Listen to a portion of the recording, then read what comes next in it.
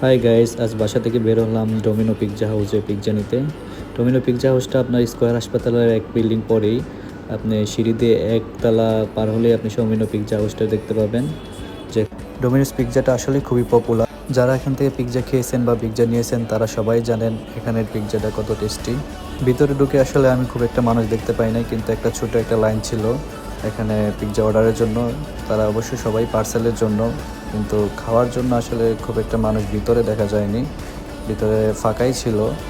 আর আমিও তো লাইনে দাঁড়িয়ে আপনার হচ্ছে একটা পিৎজা অর্ডারের জন্য লাইনে দাঁড়ালাম। অর্ডার কনফার্মের 20 থেকে 25 মিনিট পরে আমার পার্সেলটা রেডি হলো।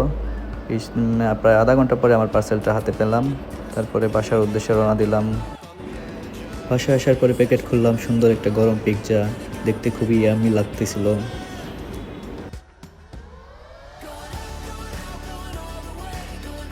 পিৎজাটি দেখতে যেমন সুন্দর ছিল তেমন খেতেও খুব মজা ছিল।